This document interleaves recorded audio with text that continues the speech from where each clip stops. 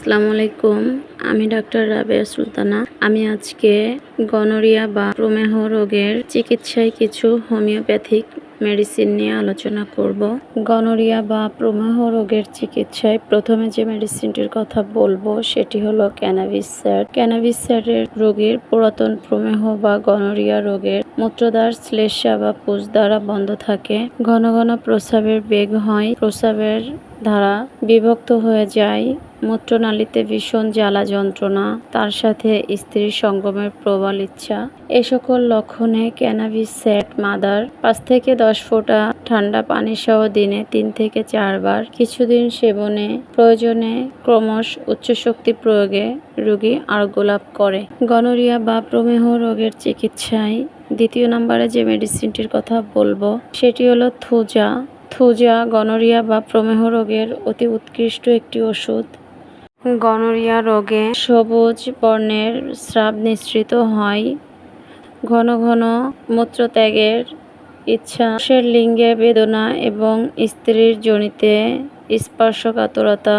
Gonorrhoea গ্রস্ত পদাংশ রোগে রোগী বা রোগিণীর শরীরে ফুলকপির মতো গ্যাজ গ্যাজ বা আঁচিলের মতো উদ্বেগ অথবা অর্বুদ থাকলে এবং তার সাথে রোগ লক্ষণ দিন 3টায় এবং রাত 3টায় বৃদ্ধি পেলে অতি কার্যকরী একটি ওষুধ থুজা। 200 প্রয়োগে রোগী আরোগ্য লাভ করে।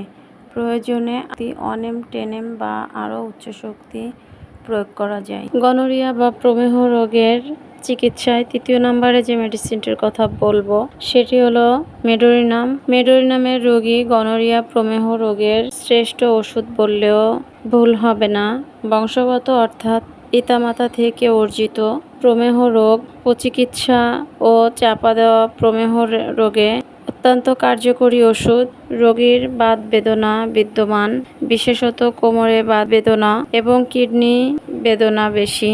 প্রস্রাবের পর ওই বেদনা সামান্য কমে। রোগিণীর যোনিদ্বারে ও ভিতরে ভীষণ চুলকানি, জরায়ু প্রদাহ, জরায়ু আবরণী প্রদাহ, ডিম্বনালী প্রদাহ এ সকল রোগ 99% অবরুদ্ধ প্রমেহ বিষের জন্য হয়ে থাকে। তাই এসব ক্ষেত্রে মেডোরিনাম উপযোগী একটি ওষুধ। শক্তি 1 1 মাত্রা করে দিনে একবার 2-4 মাত্রা সেবনের পর ক্রমশ উচ্চশক্তি 10 50 cm প্রয়োগে অব্যর্থ কাজ করে।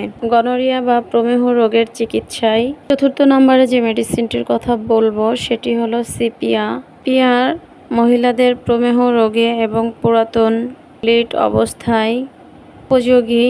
রাতে 4 থেকে 5 ফোঁটা প্রমেহ স্রাব নিঃসৃত হয়।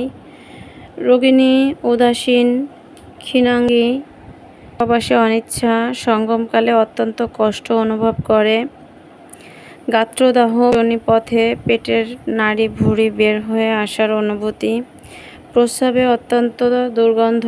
এ লক্ষণ অ্যাসিড নাইট, অ্যাসিড বেনজোয়িকও আছে।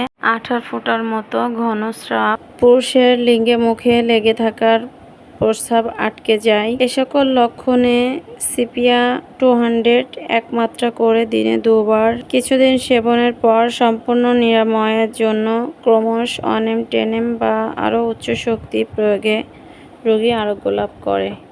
আর্জেনমেট, কেলিয়ায়োড, কোপেভা, ক্লিমেটিস, পালসেটিলা, পেট্রোসেলিনাম, সাইলেশিয়া, হিপারসাল উপযোগী ওষুধ। নির্বাচিত ওষুধের পাশাপাশি বায়োকেমিক ওষুধ ফেরামফস এবং ক্যালিমিওর। রোগের তরুণ ও পুরাতন অবস্থায় উত্তম কার্যকরী ওষুধ।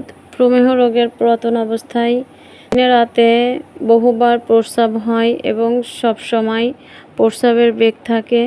তাই মূত্রথলির গ্রীবাদেশে খোঁচা মারা বা কাটা ছেঁড়া বেদনা ও জ্বালা। স্রাব স্বচ্ছ গাঢ় অন্ডলালার ন্যায় পিচ্ছিল পিঙ্গল বর্ণের ময়লা দ্বারা আবৃত।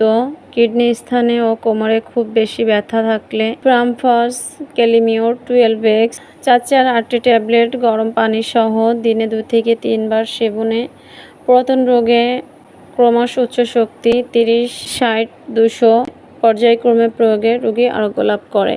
গনোরিয়া বা প্রমেহ রোগে দ্বিতীয় নম্বরে যে বায়োকেমিক মেডিসিনটির কথা বলবো সেটি হলো কেলিসাল্ফ এবং নেট্রামসাল। পুরাতন গনোরিয়া রোগে অতি উৎকৃষ্ট ওষুধ। রোগীর প্রচুর পরিমাণে গাঢ় পিচ্ছিল সবুজ ও হলদে বর্ণের স্রাব নিঃসৃত হয় এবং বেদনাহীন হলে অধিক উপকারী। মূত্রত্যাগকালে জ্বালা, মূত্র দুর্গন্ধযুক্ত, অল্প বা প্রচুর এবং পিত্তাধিক্যতা বেশি থাকলে আরও কার্যকরী। কেলিসাল্ফ, নেট্রামসাল্ফ 12x 8টি বড়ি উষ্ণ গরম পানি সহ 2 থেকে 3 বার কয়েকদিন সেবনে ক্রমশ এই ওষুধের উচ্চশক্তি প্রয়োগে রোগী আরোগ্য লাভ করে।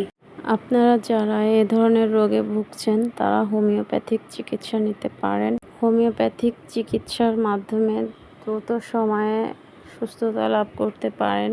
আপনারা যারা হোমিওপ্যাথিক চিকিৎসা নিতে চান তারা আমার চেম্বারে আসতে পারেন। চেম্বারের নাম উৎস হোমিও হল, গল্লামারী, খুলনা। অথবা যে কোনো ধরনের রোগের চিকিৎসার পরামর্শের জন্য স্ক্রিনে দেওয়া হোয়াটসঅ্যাপ নাম্বারে SMS করতে পারেন। কল করার সময় বিকাল 4টা থেকে রাত 9টা পর্যন্ত। সবাই সুস্থ থাকুন, ভালো থাকুন, হোমিওপ্যাথিক চিকিৎসা নিন। ধন্যবাদ সবাইকে।